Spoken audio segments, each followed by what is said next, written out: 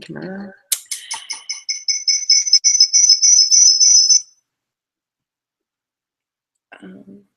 Okay, so hello everyone. We're going to get started on the CBI training. So it's our first webinar training for the CBI. My name's Katie and this I'm Clément. So just as a couple of initial things, if anybody has any questions, we've opened up the Q&A section for the Google Hangout, so feel free to submit any questions that you have there at any time, and we'll address all of them at the end of each section so that we're able to talk through anything that might have been unclear or any additional examples that you're looking for something that we talk about. So we'll go ahead and dive in.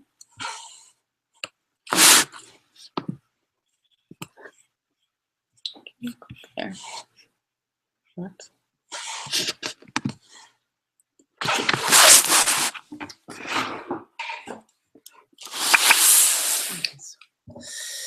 Okay, so just before starting explaining you a little bit more about the principles of the CBI, we would like just to introduce ourselves. This is the 4 pictures of the 4 members of the team. We are a small team within Havas Worldwide to lead all the strategic thinking.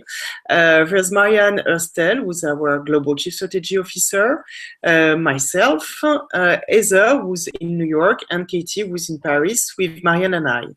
Our responsibility as the Global Network Strategic Team is to upgrade the quality of the thinking within the network. And to do it, we have 4 areas of responsibility. The first one is about consumer knowledge, because, and you will see that it's all the purpose about the CBI, to connect the brands to the people. You have to better understand what people bear in mind, how their minds are structured, what are their expectations. And to do it, of course, we have to deep dive into their minds. So that's why our first responsibility is to improve the consumer knowledge. We have another area of responsibility, which is to work on tools to help the planners. We're also working on improving the sharing and collaboration across the network, because it's, of course, a good way to improve our methodology. It's a good way to improve our knowledge when we are able to share the best practices. And the 4th and last area of responsibility we have is to spread a creative culture within the network. Oops. So very rapidly, the agenda for this webinar. I think we're supposed to have Marian Salzman on board, but I'm not sure she can join. So we will jump directly to the first part, which is the introduction to CBI. After, we will spend a little bit time about to understand how we have developed specific tools to enrich the thinking about CBI with Decipher, Prosumer, and Brand Momentum. And at last, Katie will present to you all the global network resources we have developed, all the platform we have subscribed to, and everything that can be accessed from Havas and can be useful for you in your daily practice. So first, before explaining you the principles of the CBI, I just would like to say a few words about this chart, because I think this chart encapsulates a little bit the spirit of the CBI, because CBI is a tool to help us find great stories. And why is it so crucial to find stories to tell to the people? Is that because it's a universal truth that humans need stories. If you think about, if you look at this image, what does this image tell us? It tells us that when they can look at the sky, human beings, people try to find stories. When you look at the stars, is to find a meaning to your life, or is to find explanations of your presence on Earth. And it's really interesting because we cannot live without stories. We cannot live without powerful stories to tell to ourselves and to tell to the rest of the people. And it's really something important, because a story is always a story, whatever the form it will take. And I think that it's the real difference between us as human beings and the animals. If you think about an animal, and if you think about you, the animal look at the grass to find food, to find things to eat, and you do not look at the grass, you prefer to look at the sky and to dream and to think about what your life will be and what you can invent for tomorrow. So that's really the difference between human, animal, and it's a little bit it's interesting just to bear it in mind, because we have to provide stories to people. And I told you, whatever the form it takes, it can be the oral form, like during the antiquity, for instance, the old time with Plato, Socrates, and this kind of thing. But it can be also with all the new social media and the new technologies. And that's a really interesting question. The Pope tweets, but does it change something? I'm not sure. It's always about the same story. It's always about the story of the Christ, of Jesus Christ, and how he redeemed humanity with his death, and so on. It's always the same message. It's always the same big story, but it's just a different way to interact with people. And I think this is interesting. It's not to be conservative, but it's just to say that, of course, it's very important to keep in touch with what's happening, with the new trends, with the new technology devices, platforms that have developed every day. But it's really important to be culturally connected, but it's at the same level of importance. The same level of importance is to stay connected with the meaning, with the story. So it's interesting to see how new trends, how new technology can help you to tell the sense of a story, how they can spread it, help you to spread this meaning, to amplify it. But if you do not have first the meaning, if you do not first have the story you want to tell, it doesn't. It's completely useless to spread something that is meaningless. So that's a little bit the sense of these few charts. The idea after these few charts is, of course, so it's crucial to have stories. It's crucial to find a meaning. So how can we find a meaning which is relevant to people? And I think it's all about the CBI. And I think there's a dramatic figure, which is this one taken from the last Meaningful Brand report, is that for a majority of people worldwide wouldn't care if more than 70% of brands disappear tomorrow. And this is a big challenge we have to face. We cannot accept as marketers and as people working in our industry that for a majority of people worldwide, brands are not crucial, because our job is to create desire for the brands. Our job is to make these brands useful and relevant for people in their daily life. So it means this figure shows us that we have a lot of things to do, that the path is not so easy to follow. Maybe one explanation of this dramatic figure, when you ask people to say if they agree or disagree with this statement, I think that brands have helped our everyday and to lift the quality of life. You do not have such so high agreement percentage. So maybe our job will be to be back to the meaning of the brands.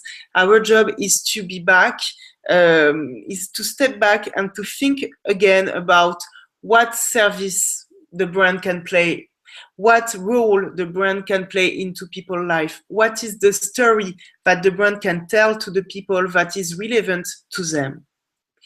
So it means that we need to build growth ideas, taking both growth ideas that are at the same time consistent and culturally connected. We have to build ideas that have a strong meaning And I like this picture of Malcolm X because I like the quotation of Malcolm X, which is the following: if you don't stand for something, you will fall for anything. So first you have to be consistent, and you cannot find big ideas without consistency. But consistency is a thing, but it's not enough. You have to be consistent, but at the same time, you have to make it consistent and relevant in a daily basis. So it means that you have to be connected to what people listen to, what people, how people entertain themselves, what they are thinking about life, what they are thinking about politics, and this kind of thing. So you have to be consistent, of course, and to be able to play with this consistency and to make it alive every day. So I think that CBI is a great tool to help us to do it. So very simply, creative business ideas. So CBI is creative business idea is at the cross of creativity and effectiveness. We believe that the more creative you are, the more efficient you will be. And all the CBI is about bringing creativity into strategy, into business, in order to transform the business of our client, to make it grow, so to be more efficient. So creative business idea, it's a transformational idea that drives profitable growth, that transcends media, and that is adaptable to both traditional and emerging formats.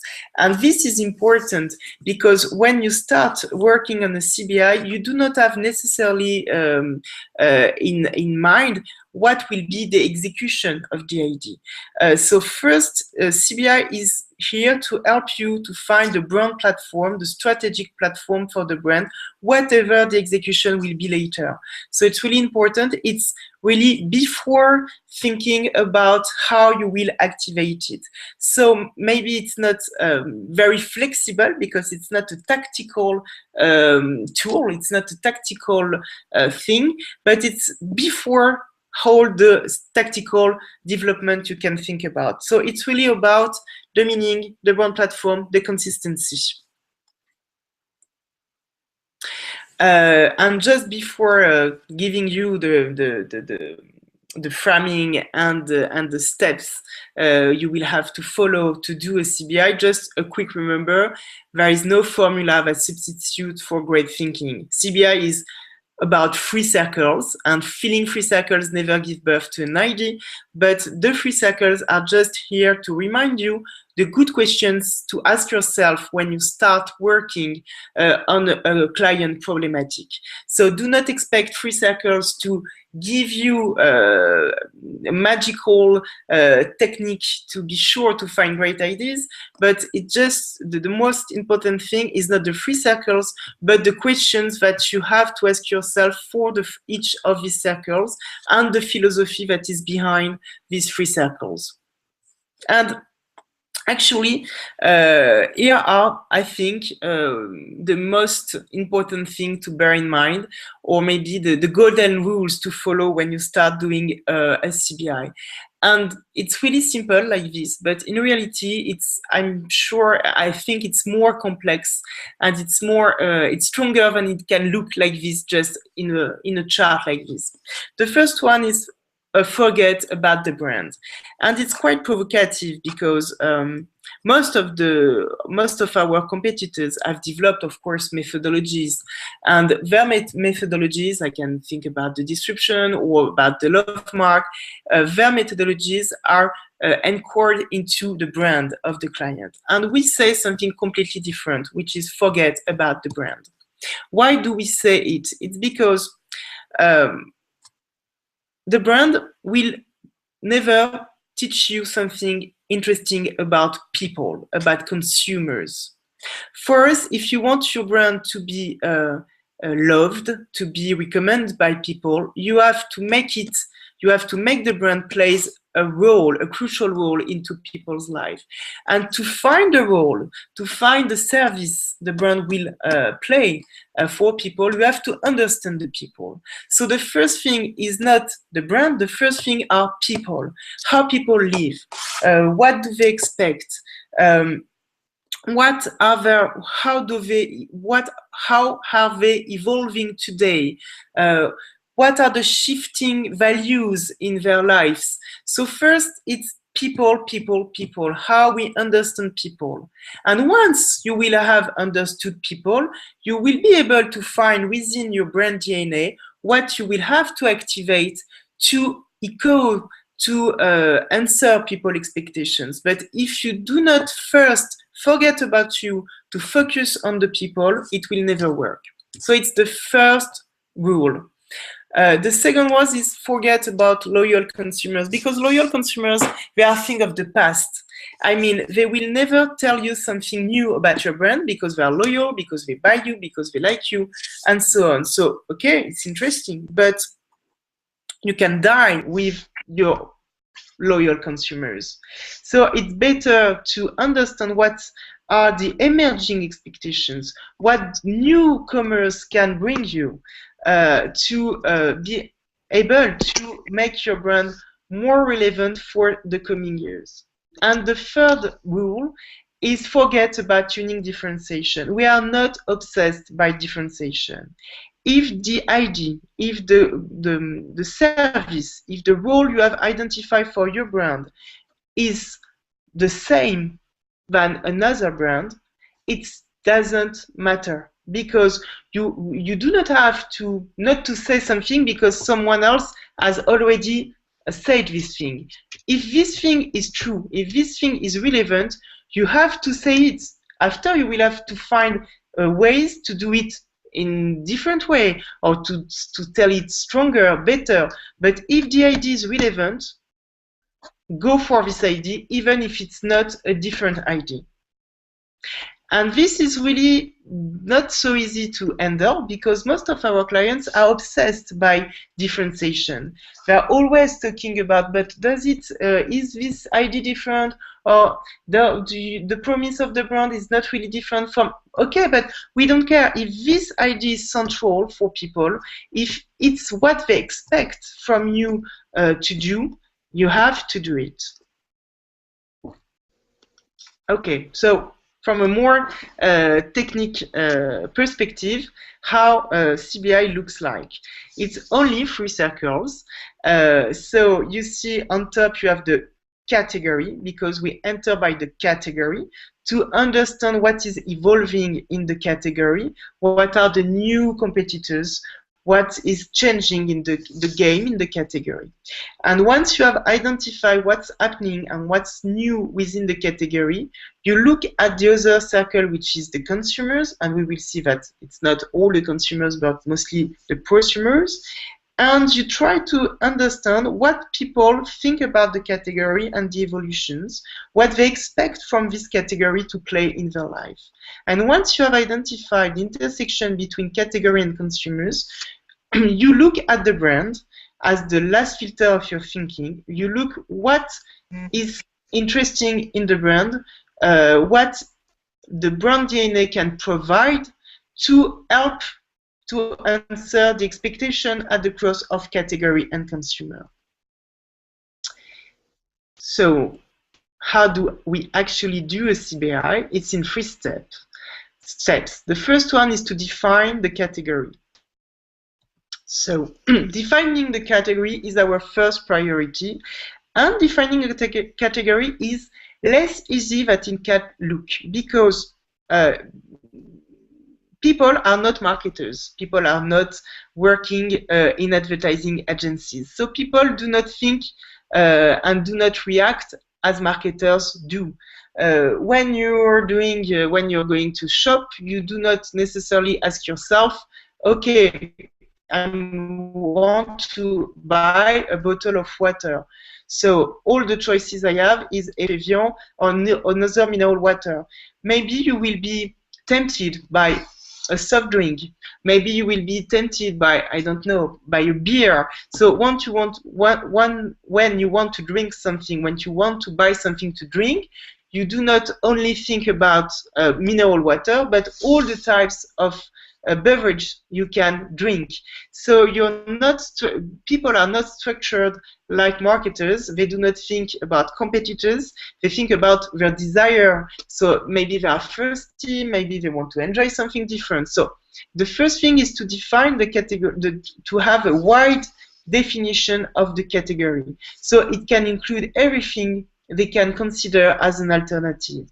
So as I told you, for instance, with Evian, it can be, of course, another mineral water, but it can be vitamin waters, a mineral water enriched with something, or it can be a soft like a Coke, or if we don't know, maybe if the people are considering Evian not because they are thirsty, but because they think that Evian can help them to stay younger for longer, or if they consider that Evian can help them to have a better skin, maybe they will ask themselves, do I buy an Evian bottle of water, or do I buy a cosmetic, or do I don't know, or maybe I download the application on my iPhone to train my brain and in order to stay younger, for instance. So it's really interesting when you consider the brand you're working on to open the field of possibilities and to take into account a wide range of competitors. And once you have defined the category, you can have, also, of course, thought starters, questions to ask yourself. The shifting in consumers' lives, what's driving the shift? For instance, if you think of cell phones, it was a status symbol, now it's a convenience, it's become an essential part of the life. So, of course, it's not, if it's a status symbol, it will not be the same types of competitors than if it's something really essential as food or as medicine, for instance. You can, of course, think about what's next in the offering, what are the sources of true innovation in the category, or the next stage of category development, or the evolution of the communication codes within this category.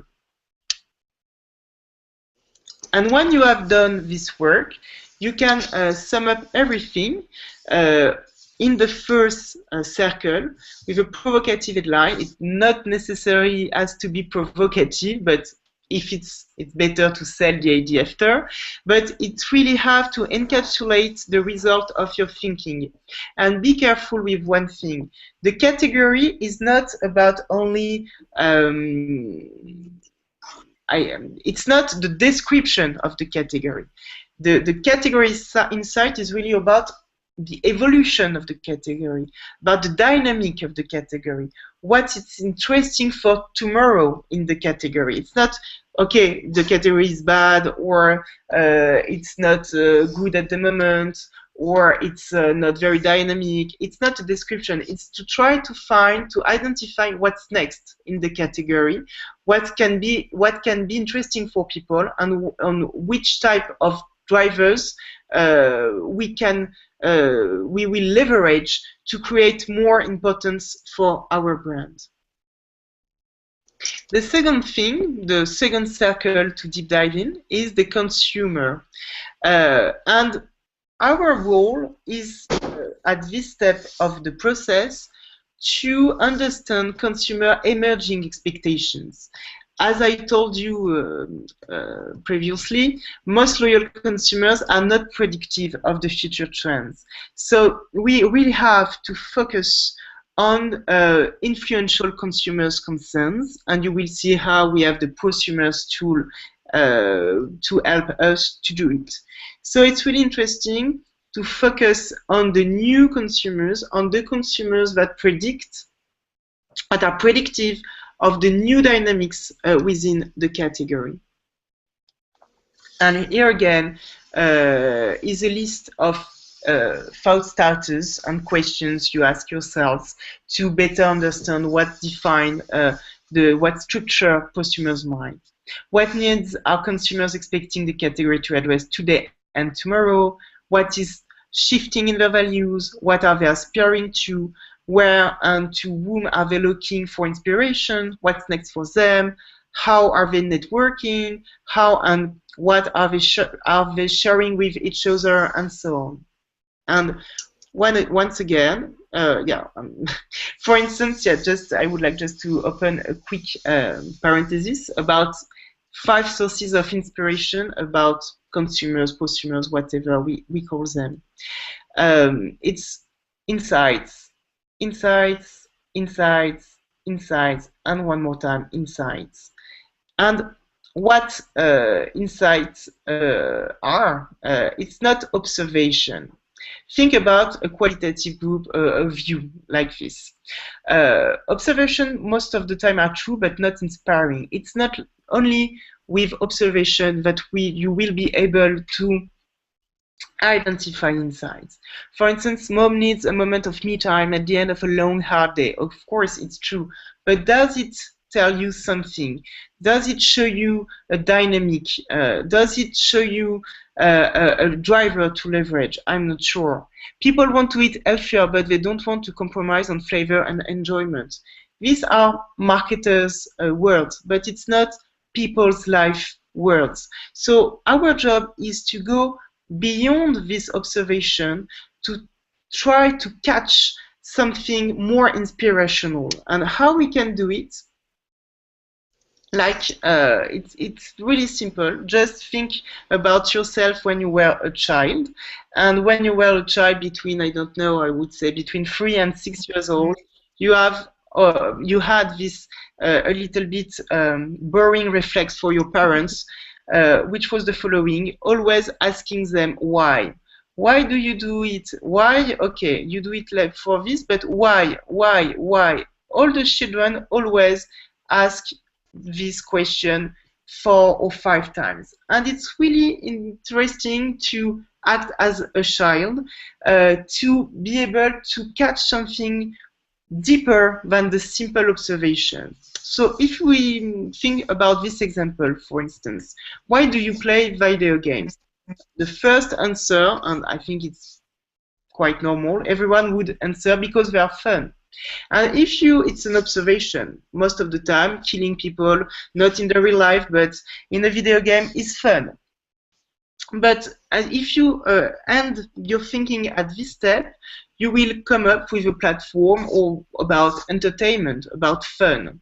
But if you deep dive a little bit and ask again, why are they fun, for instance, and if you obtain the following answer, because they are not work, you start facing something interesting, a kind of tension, more interesting. Mm-hmm. And why are they not like work?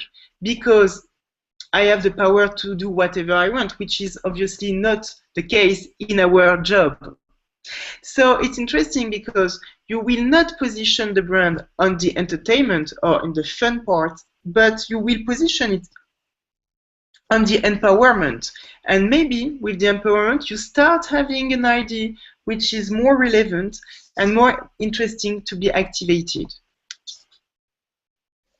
So if you have to bear in mind something, it could be hunt for tension, seek out conflict. What are the examples, for instance? We try to eat healthy, but we all have pizza boxes and McDonald's in our garbage. I always practice safe sex, but doesn't carry condoms on a date. I'm super busy, but watches 5 hours of TV per day. So, of course, it's interesting when you're able to find attention, because the more tensions you have, the more solution you will be able to bring with the brand. And the more brand solve tensions, the more important has in people's life. So it's always interesting to find the tensions, to find the conflicts, because after, if you're able to solve the tension and the conflicts, you have a golden road to follow. For instance, a very quick example. I think I don't like the creative and the execution, but it's really for the thinking and how it has been positioned. So I really want to quick smoke, but when I want to quit smoking, I have to face this, even if I think that now it's less and less true because smoking people are less sexy than before. But if you think about 5 years ago, smokers people were desirable. They are people with an interesting life. They are about desire. They are about seduction and fun and party and so on. When the non-smokers people are a little bit boring. I mean, they are old, they walk along the beach, smiling like stupid people to each other. So you do not want to to look like non-smokers people. So, oops, sorry. I'm playing with 2 laptops at the same time. So I really want to quit smoking, but I don't want to be a boring non-smoker. So this is a tension. And for instance, so the creative is bad, but the sentence, the tagline is great. Lose the smoke, keep the fire. It's exactly the type of tension you promise people you're going to solve with the product. So at the end of this circle, as you do for the first circle about the category, you sum up everything into a provocative headline that's the climax of the story, of forward-looking insights about what's changing with prosumers regarding the category. And at last, we do not completely forget the brand, of course. But to be honest, once you have done the work between category and consumers, I think you have done more than 80% of the job because you have identified the tension, because you have identified the major expectation.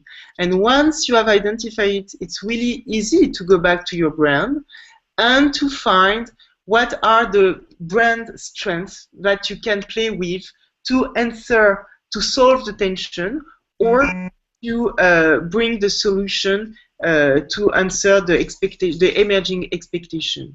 So brand DNA is really the last filter of our thinking. And it's really interesting also to bear it in mind because when you look at the brand at the end, as you know what you're looking for with the brand, it's really easier to make a choice on what you want to say about the brand. Because most of the clients want to say everything about their brand. They are not able to make a choice because they want to say, okay, but you have to say that our brand is okay for this and for that, and they have this strength and this strength and this other strength. And once you have identified the consumer and the category and consumer expectation, you can to identify what from your brand you have to do, what your brand can, what is the strength you have to leverage, and only 1 or 2 elements of the brand, not all the elements of the brand. So it helps you to make choices, and it helps you to sell to your client that you won't say everything about the brand.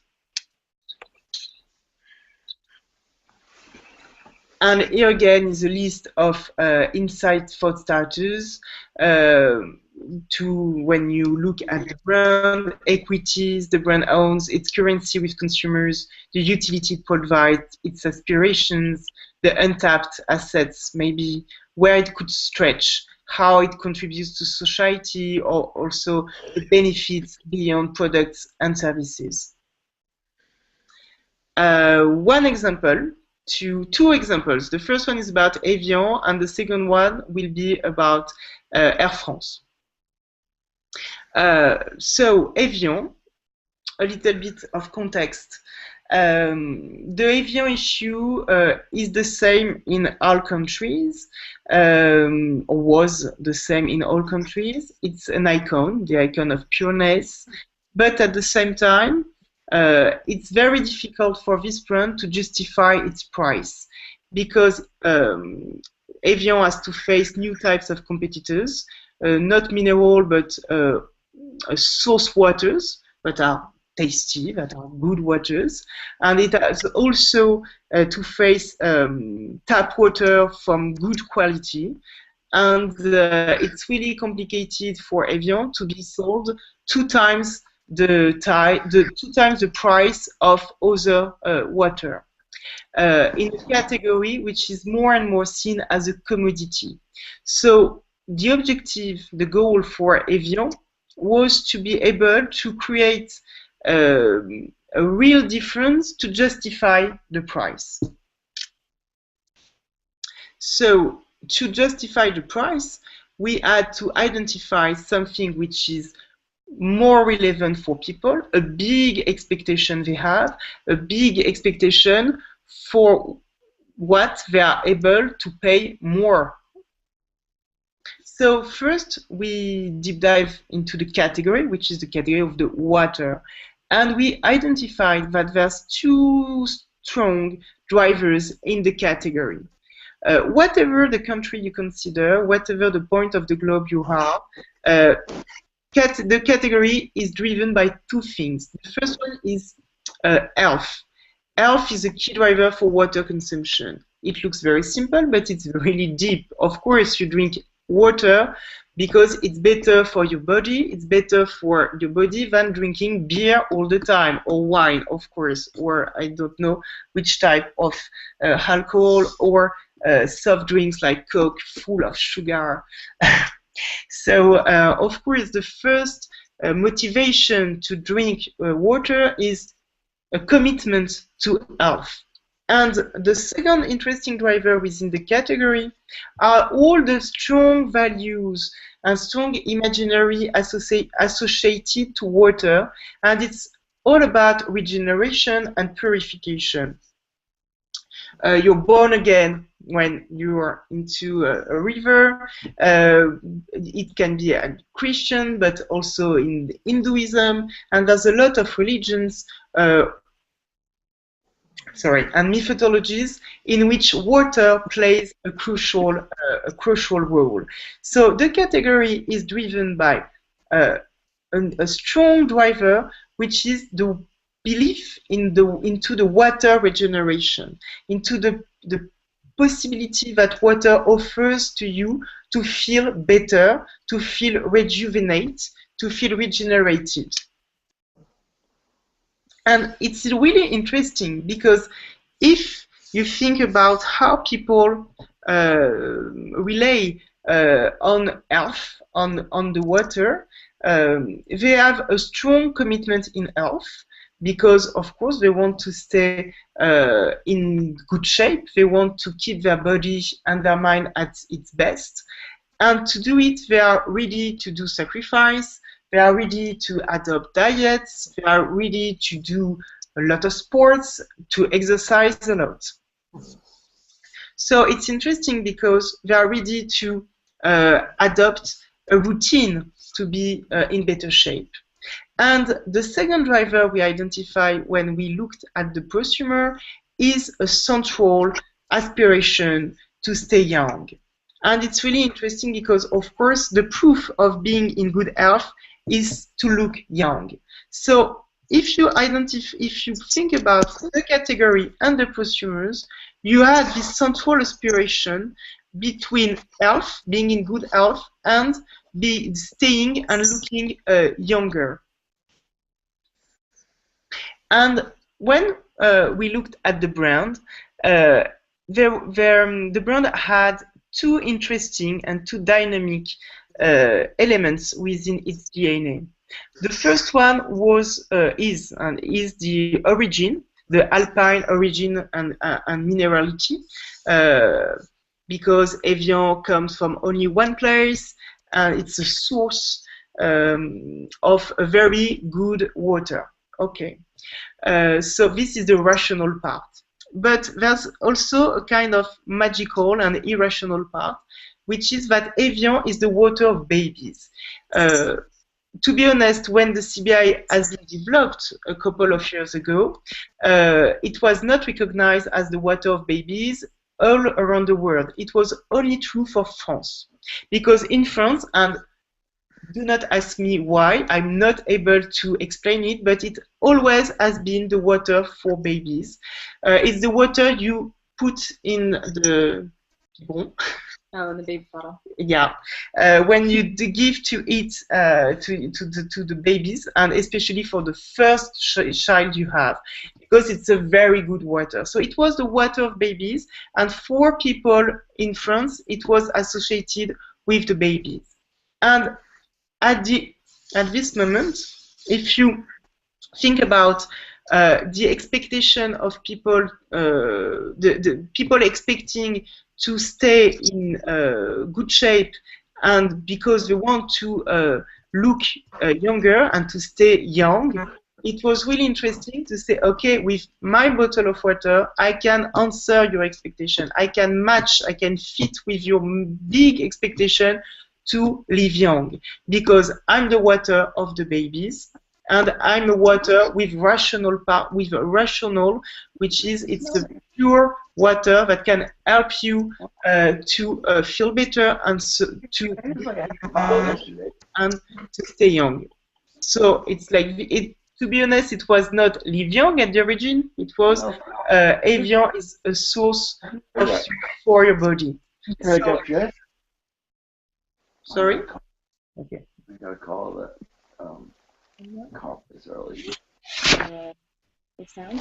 So we're having a little bit of technical difficulties in the sense that we're on 2 laptops, because so we're not sure on the sound, but we're going to try to play a couple of examples for you now.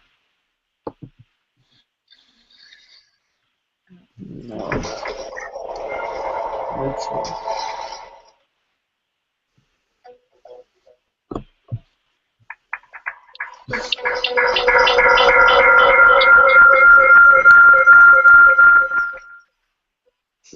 This is a great morning.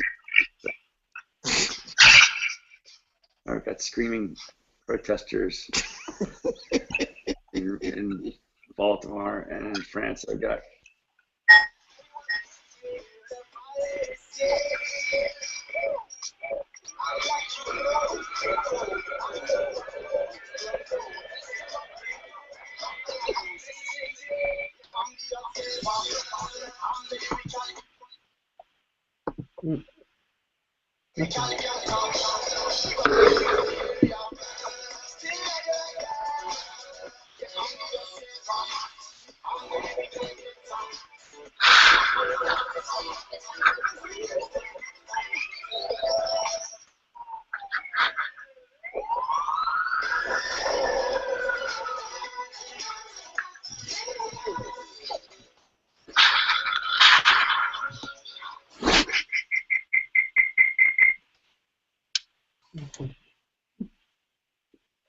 And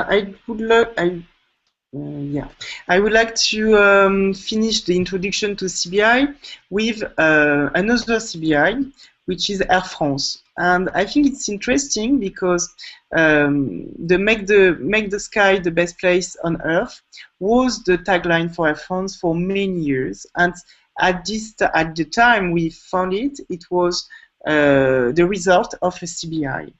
And last year, 2 years ago, we had to face a pitch because the client changed, and the new client thought it was crucial to change the tagline because just because the client was new and wanted to do something new. And it was really difficult for us because at the beginning we tried to say no, the tagline is the good one. We do not have to change it. And at the end, we accept to rework a little bit, and we use a new CBI. We did a CBI again, and it was interesting because we identified something new. We changed, in reality, we changed the DNA part. We are running out of battery. That's a little technical problem, but okay. So I would like just to show you 2 videos, the historical copies we did for Air France, and how after we changed the CBI and how we have translated it into a creative piece.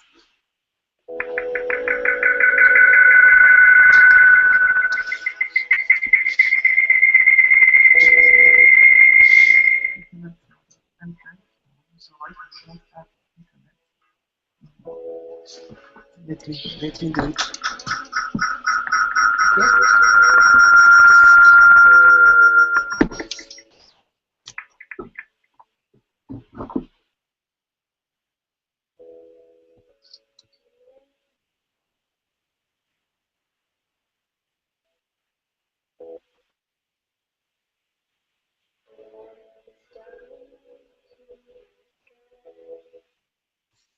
So this one was the first Air France commercial we did, and this one the last one with the same tagline.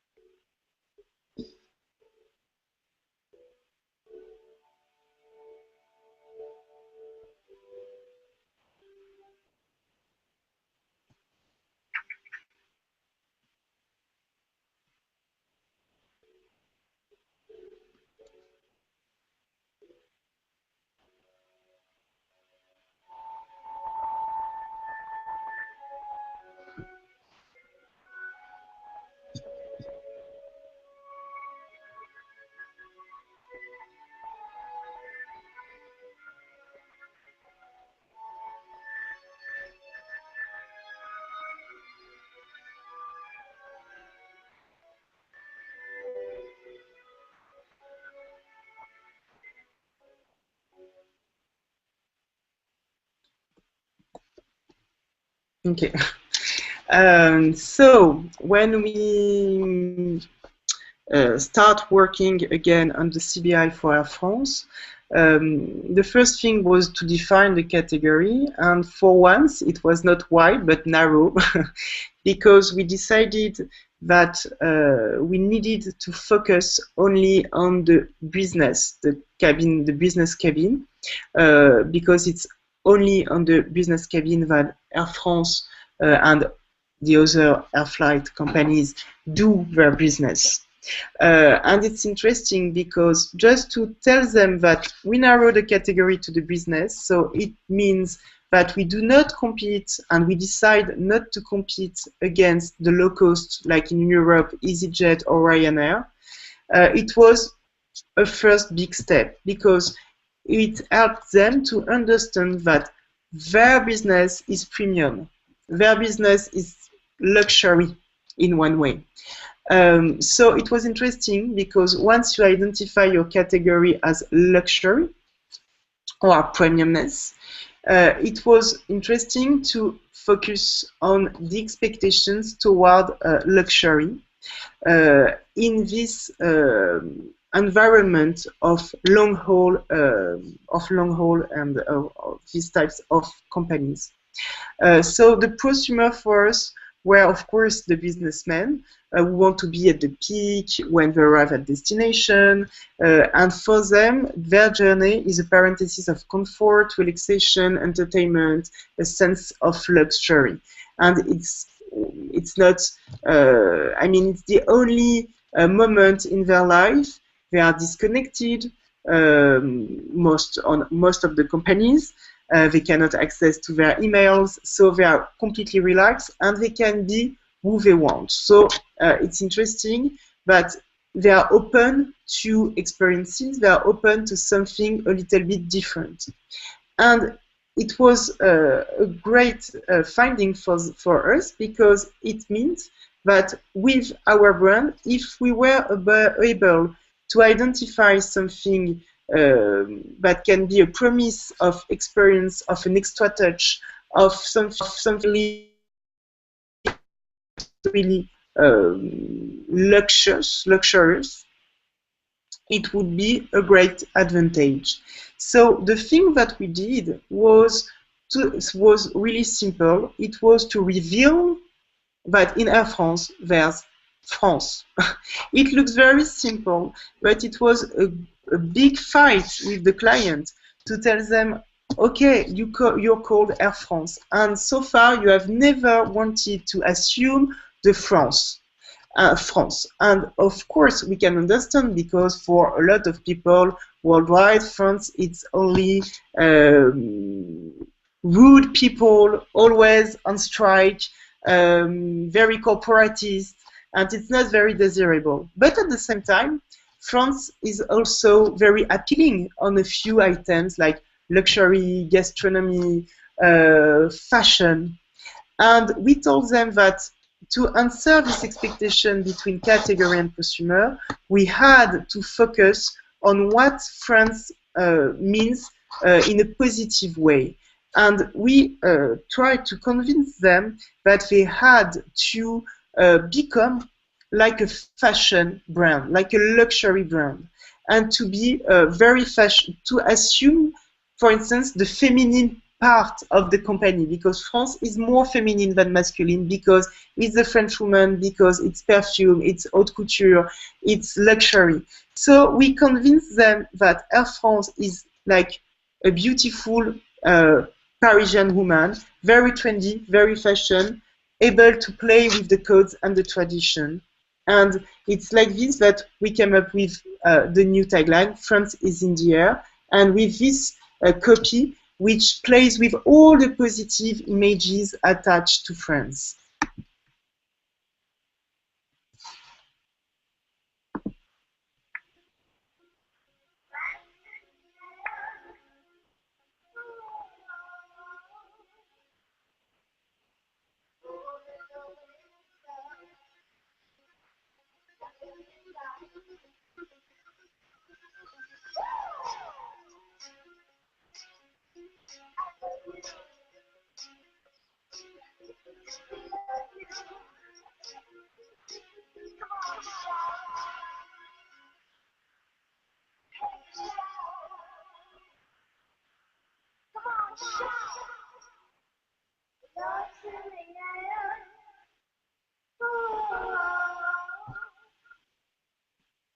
Okay, and all the covers we have developed for this campaign. So before leaving the word to Katie for the presentation of the tools we have developed to nourish the CBI thinking, just a few key points to remember. CBI is not about marketing, it's about the power of ideas. It's not about being different, but it's about engaging with people. It's about matching with their major expectations. It's not about being faithful to brand DNA, because if you want to change the DNA of the brand because there's nothing within the current DNA that can expect people, that can match people's expectation, change it. It's about connecting your DNA to consumers' evolving needs. And it's not about where we come from, it's about where we want to go. And that's it. Okay. So we want to open the floor for any sort of questions or anything like that about this presentation before we go into the next one. So we'll give a few minutes for that. If anyone wants to submit any sort of questions on that left-hand side, we will address them.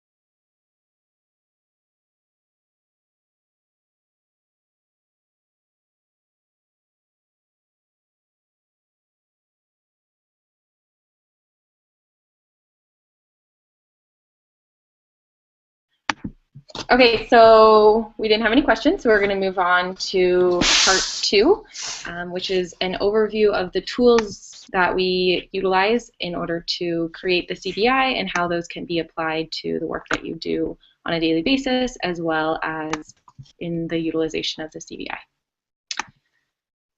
So, as I mentioned, so just a brief introduction on our tools that we have available. So all of the tools that we utilize are very future focused rather than focusing on what is happening here and now. We're always looking to the future in order to be predictive of the everything that's happening in the market, etc. So we have those three tools: Decipher, Prosumer, and Brand Momentum. The first of which is Decipher.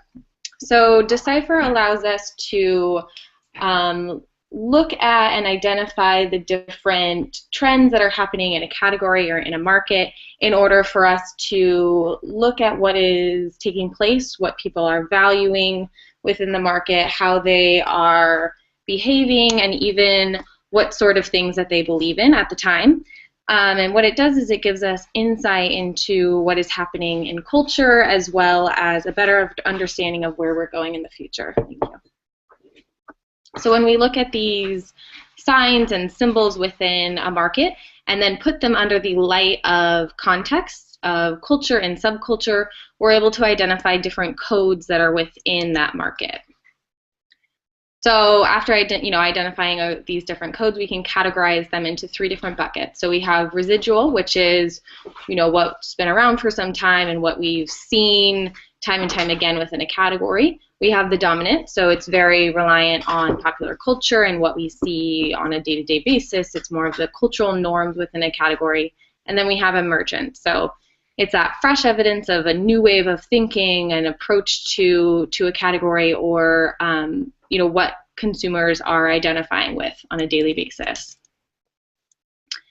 And as I mentioned, so of course you can use Decipher when you're trying to fill the three tools, but also, and probably more relevant to what you do as PR professionals on a daily basis, is that competitive communications analysis. So where you're identifying category cliches or what is the norm for that category's communications. You can identify cultural or societal shifts that are taking place, and it also helps you look at what you can look into what hashtags are trending in order to identify what people are interested in and what gets them talking and things like that. So we have 6 steps when you're working with Decipher, and many of these you probably already do on a daily basis, but in case you feel that you need a more clarified approach to it, we've laid it out for you. So the first step is, of course, to plan your approach. So what business are you really in? And we talked about this in the previous presentation on CBI on how Evian is a good example. You're not necessarily just in the industry or in the business of bottled water. You can also be in the industry of keeping people young and youthful and everything like that. So when you're planning your approach, you really want to identify, so what business you're in and also the theme that you're interested in to incorporate for that plan.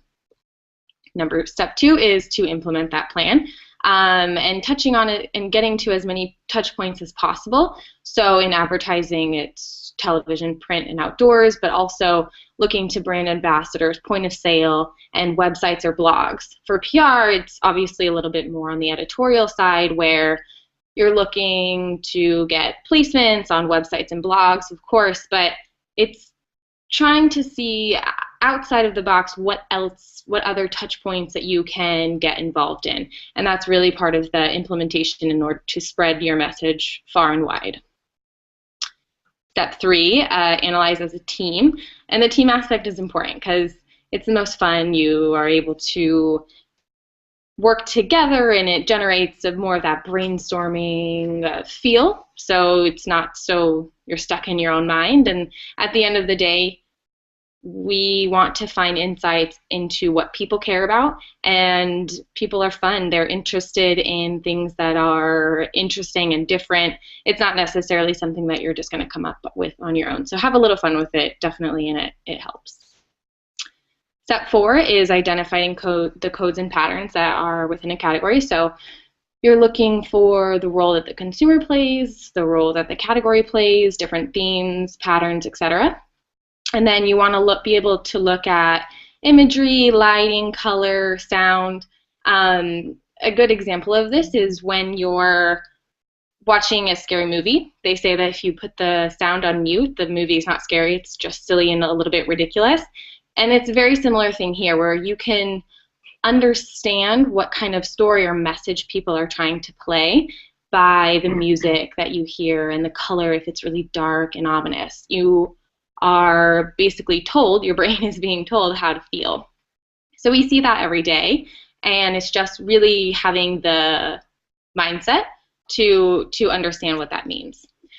So after you've identified the different codes and everything, you put them into the 3 buckets that we discussed. So, what was residual and the norm, the dominant, what's happening now, and emerging, what's to come.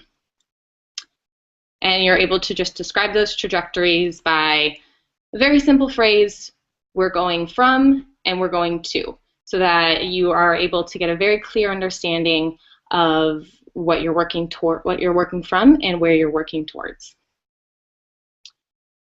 So we have just a quick example on Decipher and how to use it when you're decoding a category. So with the chocolate market, for example, we have the residual piece is we saw a lot of planning and communication around the recipe, the ingredients, or the process. It was all a little bit very serious and dark. We always, was talking about expertise and how you can, the craftsmanship behind chocolate making.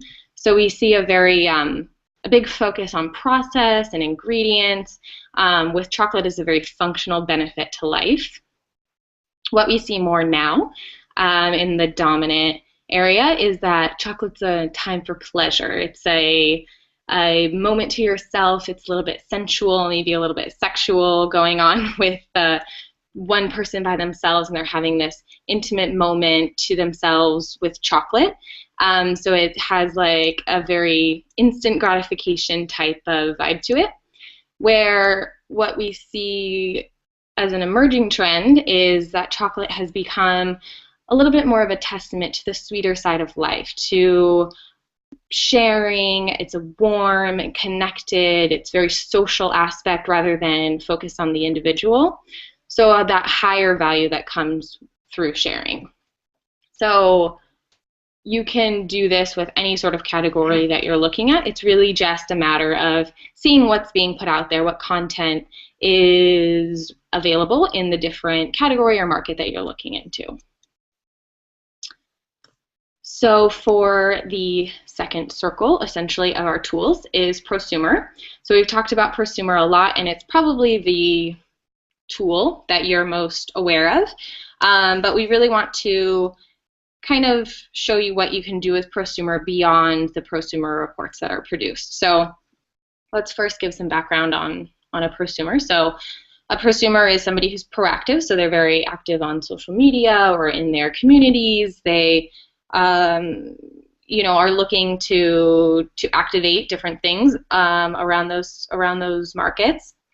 They're productive, so they are willing to do the research, and they're actively looking for different ways and approaches to something that they may or may not do on a daily basis.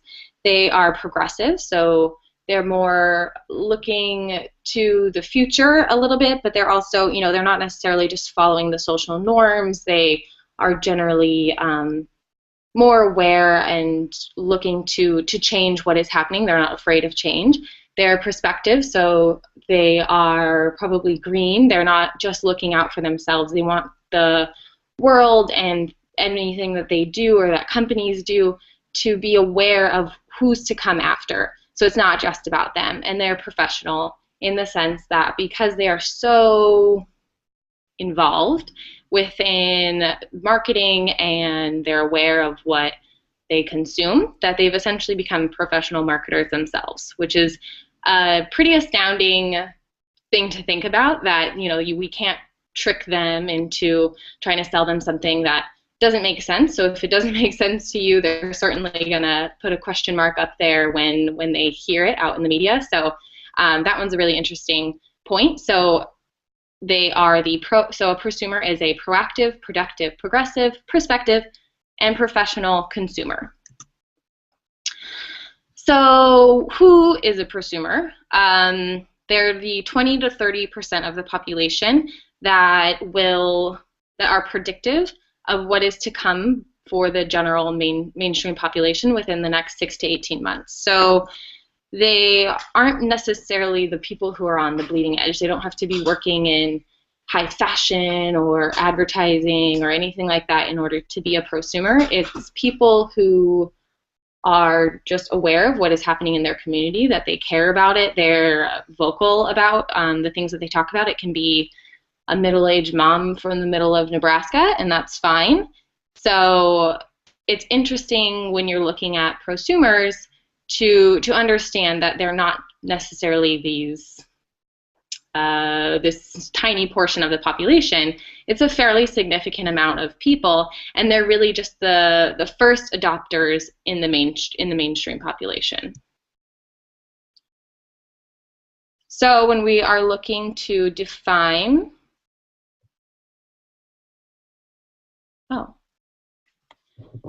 it says it's black. Yeah.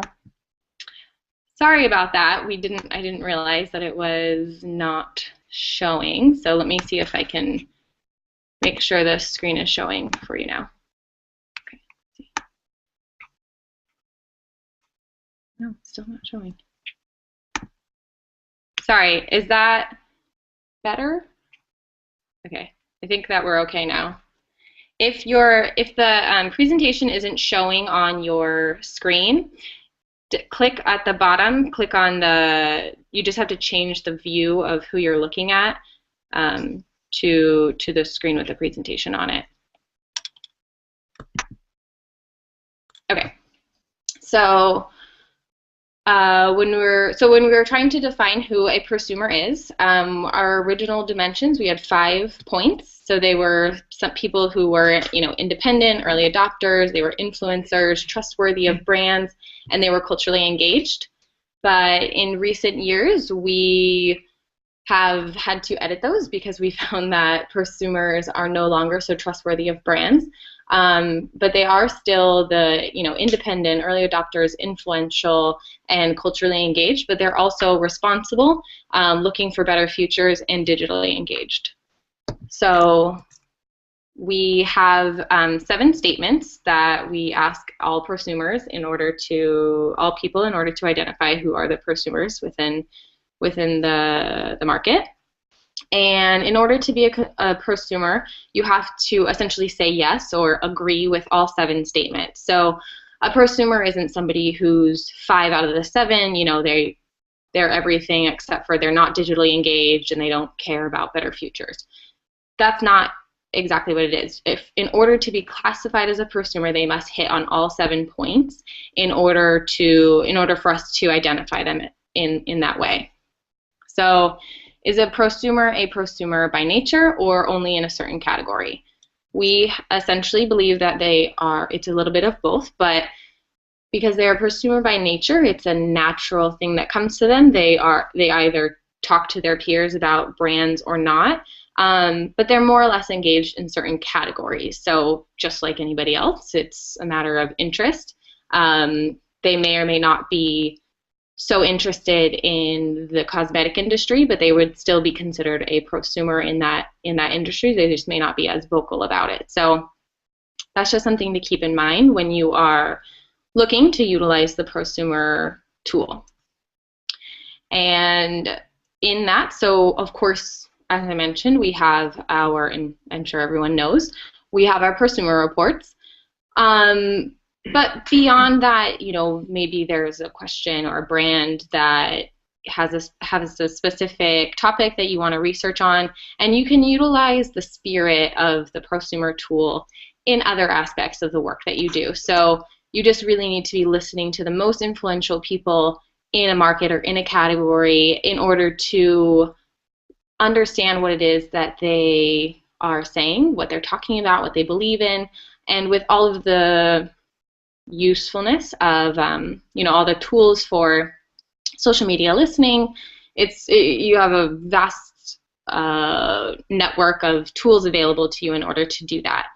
But beyond that, so of course you can use social media listening tools, but also you can utilize the reports and the data that we have available to you in order to kind of tweak them to what it is that you're looking into or what it is that you're interested in. So you have, you can take a prosumer report, a past report, or multiple reports and put them under the light of, with cultural relevance, and you're able to adapt it into something that's more meaningful to what it is that you're doing. So when we were in Brazil, we had done something very similar. We wanted to look into, what prosumers in Brazil were thinking, what they were feeling, and so we had generated a report, and I'm not going to go through the whole thing, but just to give you a little piece of how you can utilize a bunch of, a number of different prosumer reports in order to make something like this for yourself. So we have two examples, but I'm just going to show you the second one because it's not so important. But basically in this one, we were able to identify that in Brazil, people are very engaged with digital and things like that, but they also are very highly value human connection, so tech and digital as a support for human connections rather than the replacement for human connection. But the more interesting one actually that I think is on advocacy. So we had pulled the data points from two different reports that we've done in the past, one on the digital life and another one on communities and citizenship. So when we're looking at this first part, so in general, a lot of people have a sense of apprehension when they're looking to the future, and they feel that society is moving in the wrong direction. If we look at the number for Brazilian prosumers, it's much higher than we see even in the general market. So there's a lot of apprehension and fear about the future, or fear about where society is moving for the future. And the government is really no longer a trusted partner in helping to better society. And no wonder, with all of the scandals and different political issues that are happening within Brazil, there's a very, very low amount of trust and faith within, for the national government in Brazil. And even with all of that, we see that in Brazil, people are very, very hopeful for a better tomorrow. 88% of prosumers say that they feel tomorrow will be better than today. I mean, you can compare that to France, where only 52% of prosumers agree to the same statement. So we see that in Brazil, they have very, very, very positive feelings about the future, even though they are apprehensive about where society is going, and they understand that their government's not necessarily going to help them. So what we're able to uncover is that a big reason why people feel this way is because they feel that they can take matters into their own hands. So they have a responsibility to make the world a better place, and they're really utilizing the tools that they have readily available to them in order to make this a reality. So they're utilizing their purchasing power to make change, but also, and more importantly, they're utilizing social media sites. So when we asked them what they felt was the greatest agent of change, more than governments, more than companies, and even more than what they consume, is they felt that people empowered by social media were the greatest agent of change, which is a very powerful concept for a community of people who feel that their government isn't there to help them anymore, and yet they still have a very positive outlook on life. So it's a very interesting thing to look at. So social media is making them more politically aware, more influential and powerful, and it's giving ordinary people an extraordinary ability to influence others and to create change. We see that in Latin America. They agree with this statement. Far more than the mainstream. We have the mainstream population is only 55%, and in Latin America it's 73%. So they have a very positive association with social media and people's ability to make change through that.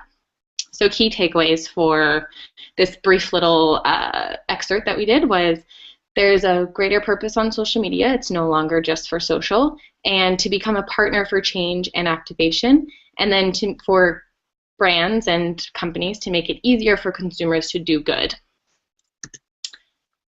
So the third one and last one that we have is brand momentum. So there are a lot of brand trackers out there available for people to utilize, but most of them are looking into the rearview mirror. So they're seeing where we've been rather than looking at where we want to go, which is why we created Brand Momentum. So our initial Brand Momentum 1.0 just asked one simple question. It was to see if brands were gaining ground or losing ground or staying the same.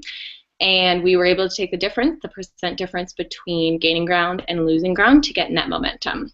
So a pretty dramatic example of this was back in 2004 when we looked at AOL. So AOL was very at the top of its game. It was seen as the greatest contributor to making the internet more useful, and it had a very high positive associations there. But when we looked at the net momentum for AOL, it was very negative. It, was one of the biggest quote unquote losers within the market versus Google, for example, who had a very high net momentum. And we all know, even though every single one of us, I'm sure, had an AIM account, we no longer use AOL, and it's completely gone off the map. So brand momentum is a very predictive tool in helping you to look at what brands are not only the most useful within a market, but also what brands are doing well, and how, if your brand is not doing well, how you are able to emulate that sort of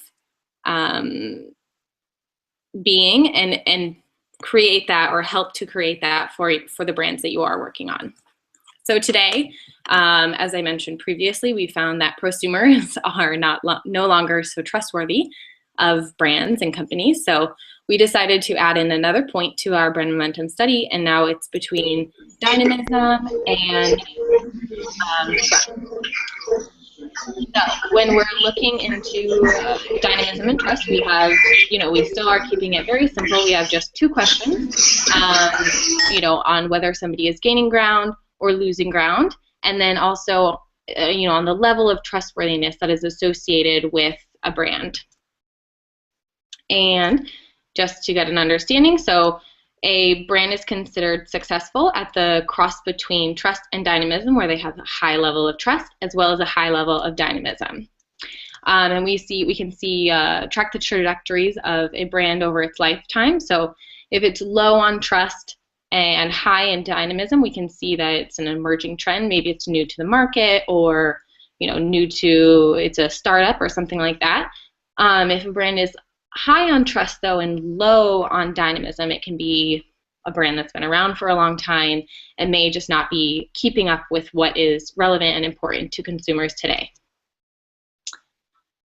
So when we're trying to identify, what makes a brand interesting, dynamic, or trustworthy, we have different momentum drivers in order to get a better understanding of what this is. So and it depends on the category for what are the drivers of trust or the drivers of dynamism. For example, when we're looking at the tech industry, they don't so much care about a good value for their money. I mean, they very much care about quality, but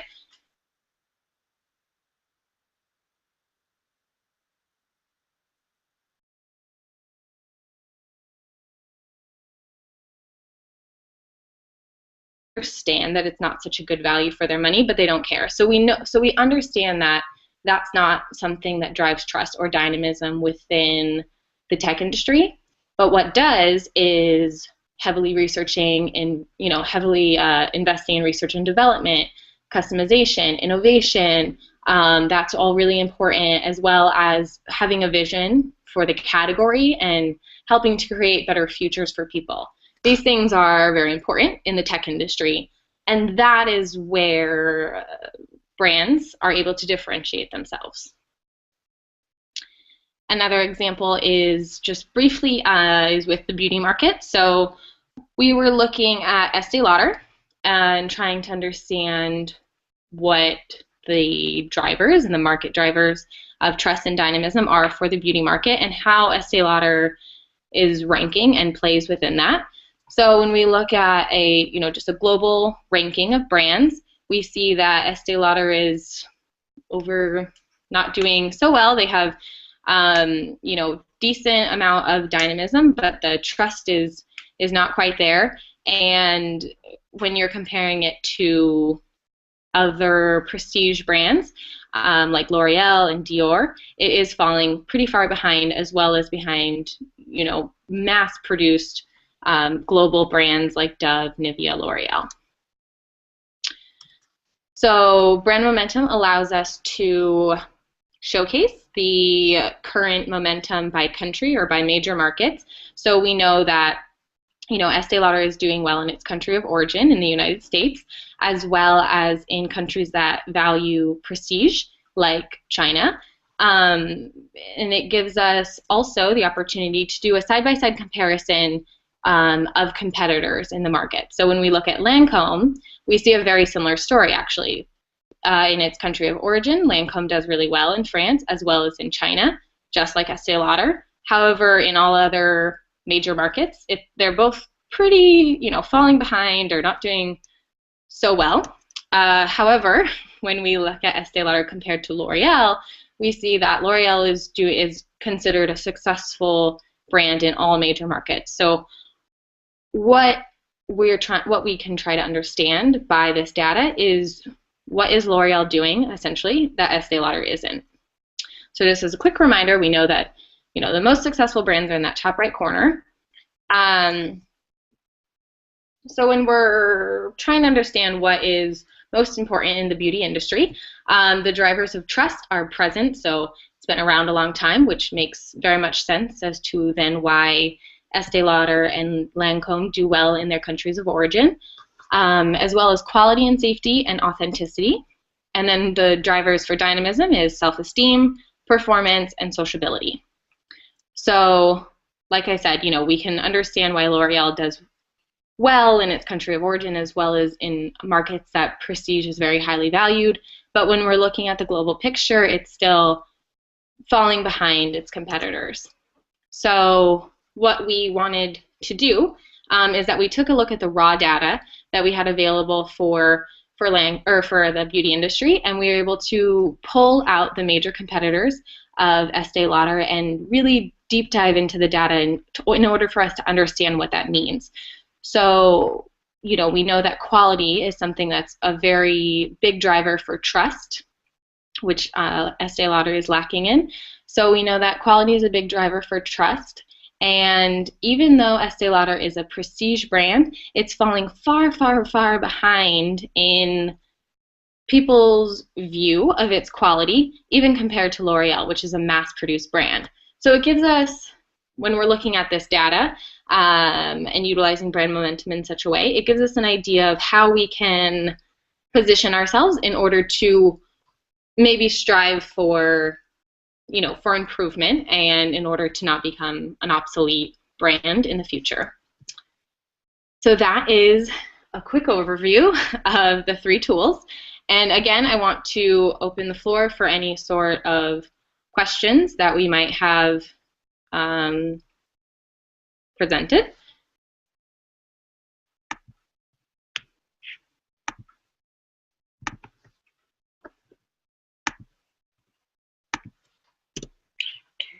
No? Okay.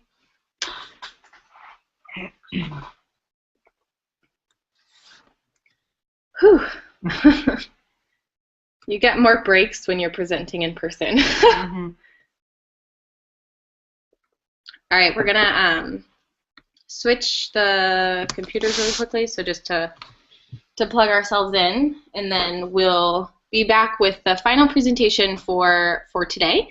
And then hopefully at the end, I know we haven't had so many questions throughout, but we definitely want to give everybody the opportunity to really, ask any sort of questions that they might have on the material as a whole. So definitely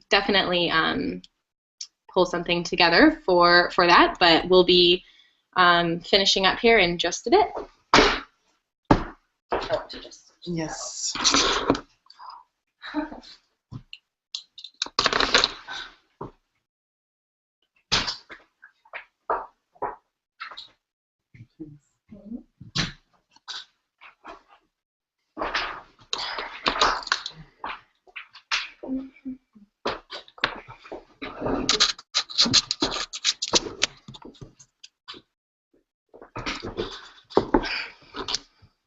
Okay.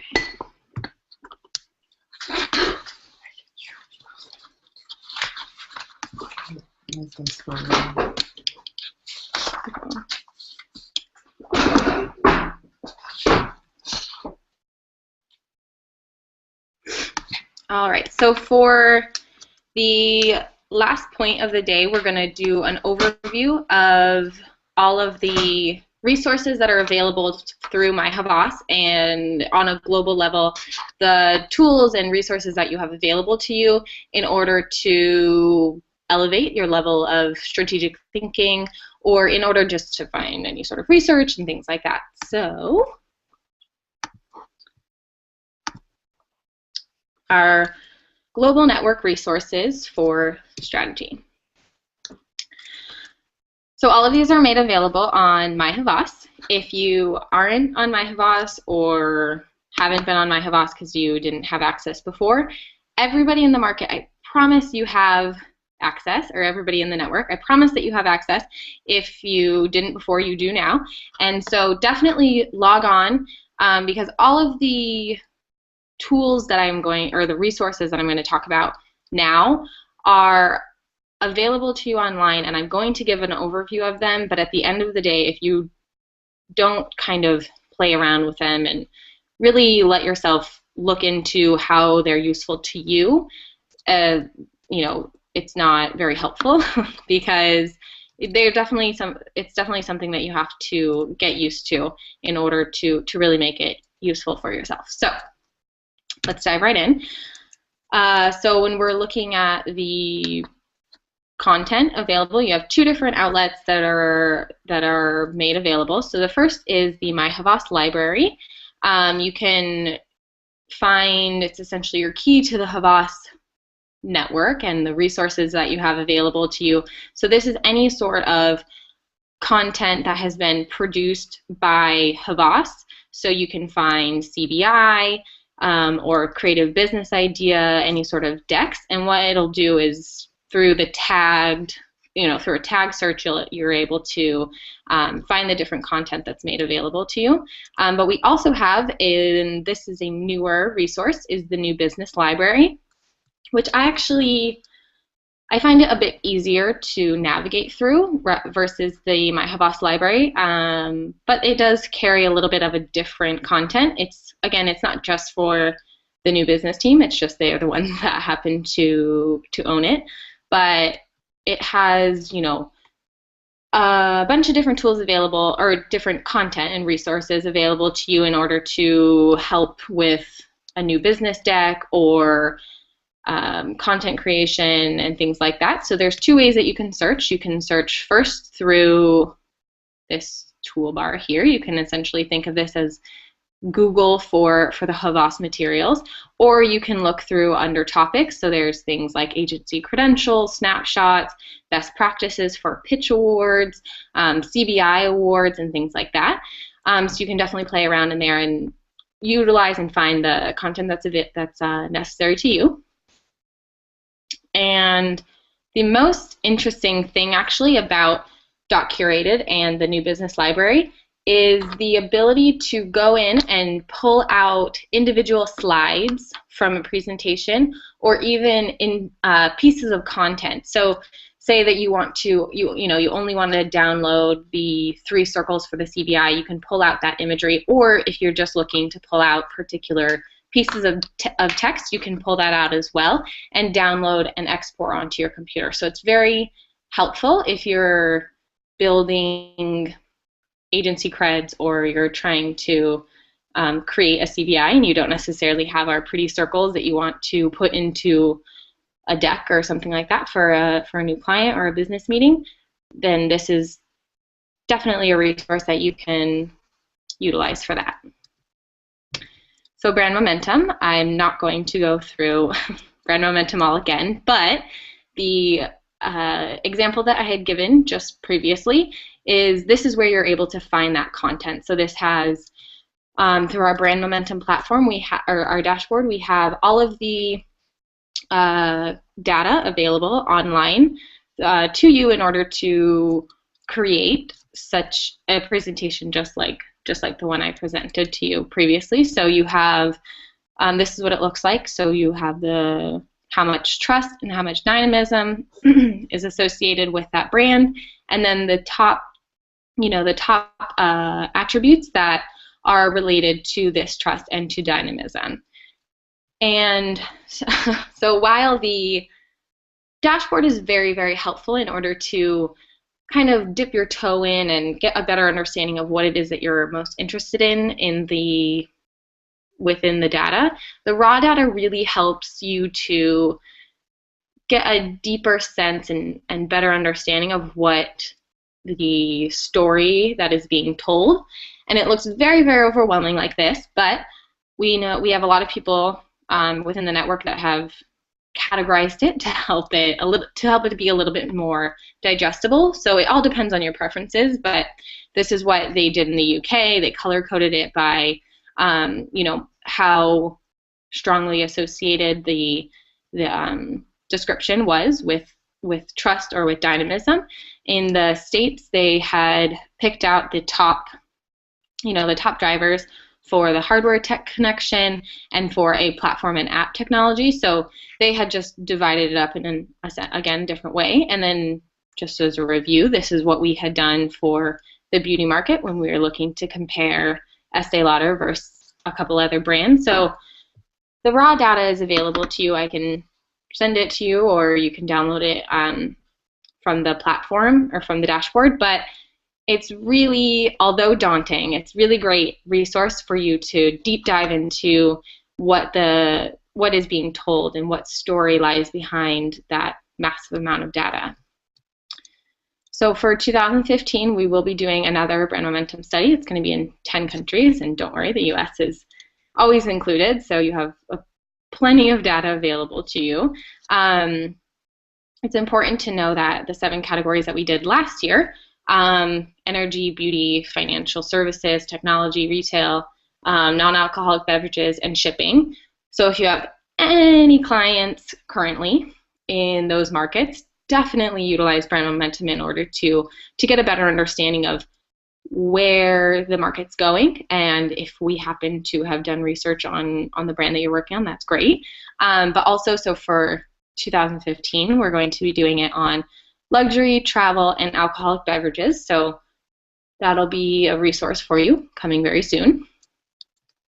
And then we have Prosumer. So again, exactly like we have with Decipher, or with Brand Momentum, sorry, we have all of our data and content available online in order for you to digest the material and all the different questions for you to apply it to specific brands or markets that are most relevant to you. So the first one that we have is Prod. It has all of our studies up until the #Nation study, which is the second to last one that we did last year, which is on a separate platform that we're transitioning over to. But this has just a breakdown of all the different questions and the percentage of agreements and disagreements within a question. So you can add in different filters up here. So female prosumers, you can also break it down by age and country. So then again, like I mentioned, we have a new platform that we're working on. So pretty soon we will get rid of the Prod platform, and it'll all be housed under one place, but for now we have the two. So again, it's just the same idea. You can filter by gender, prosumer, non-prosumer, or age, and also by country, and you can do side-by-side comparisons in order to get an understanding of where the differences are in the markets. And then we have Thought Leadership is just a link that'll take you to our Prosumer blog. So the Prosumer blog is where you can download all of the past Prosumer reports in their entirety in order to understand what it is that those questions are covering. And then on the Prosumer blog, we also do curated content of different blog posts or op-eds that we have generated for, within the scope of the different reports that we produced. So for Prosumer 2015, we have our next report coming out today for the network, and then for external use on May 11th. So you can definitely look forward to that, but it's in 28 different countries. And this report is going to be on the body and the future of the body and how people are associating themselves with their bodies and health and wellness surrounding those associations. The next one will be on the life in motion and how people are handling themselves in an always-on world. And the final one for 2015 will be on the future of brands and getting a better understanding of what consumers are expecting from brands, how integrated they are in their lives, and things like that. So we have also research. So we've done our own research that we have available. So that's the brand momentum, the prosumer tools, but also sometimes, of course, you need something beyond that. So we have three resources for you to do your own research on what topic you're interested in. So we have Work, Mintel, and the Gun Report. Work and Mintel are very similar. They both provide case studies. You can look by channel or industry or objective, depending on what you're interested in. They also have breakdowns on different topics, so marketing to youth or seniors, and the different studies that are available, case studies and research that's available on those. And then probably most relevant to PR professionals, of course, is the latest trends and things that are happening right now, and those different trend reports that are available online, and you can download any of them in PDF or PowerPoint. So like I said, Mintel is very similar. It's actually a subscription that I believe only have for the US, so all of you are very fortunate in that you have that resource available to you as well in the United States. And the Gun Report is, well, it's really more of an advertising tool because it has, the top ads from the previous year. But it's a resource that's really great if you're looking to help define in a category, for example, so when you're utilizing Decipher, this is a really good resource to see what's been done before and what's really happening now, and looking at those emerging trends within the category. For trend scouting, so I'm not sure if you were aware, but I'm positive that you've at least gotten an email from Trend Scouting, and what it is people in the market creating their own surveys and sending out to the network in order to gain quick insight into a topic that they're looking into. So I highly recommend you utilizing it. Keep the questions short, the number of questions very short, and you actually can garner some pretty substantial responses. So you can utilize SurveyMonkey or Google Forms in order to create the questionnaire. If SurveyMonkey is free as long as it's under 10 questions, but then you can submit it, and on the Trend Scouting through my website, through my Havas, you just submit the questions and they will send it out to the network for you, so you're able to reach people that may be outside of your normal realm of people that you talk to. So it's a really great resource for you to get your own data available. And then the final point, just other tools you have available on My Havas, Asset Delivery, and the global directory if you're trying to find somebody in a particular region or person. And yeah, that is that. So just quickly, we will, like I said, open the floor for any additional questions that you may have.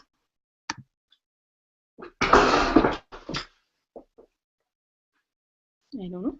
I don't know if I'm not sure if my video is coming in, but that's okay.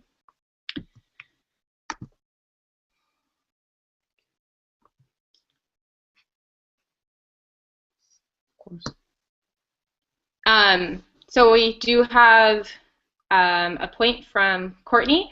Yes, we will definitely send out the decks that we presented today. I do realize that some of you were unable to see the last slide shares or the last PowerPoint, so we will definitely send those out to everybody immediately following this webinar, so no problems there. But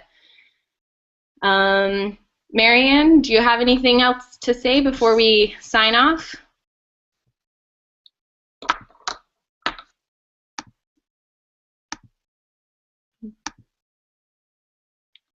So maybe we say bye. Okay, well, thank you for everybody who participated and joined in on the, oh, how can we,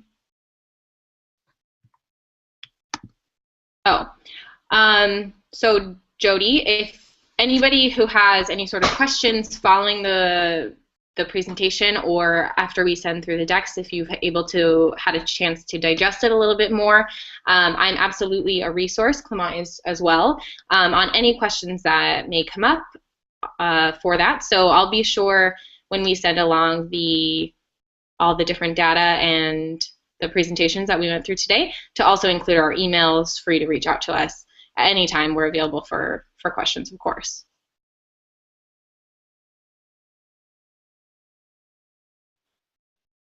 Okay.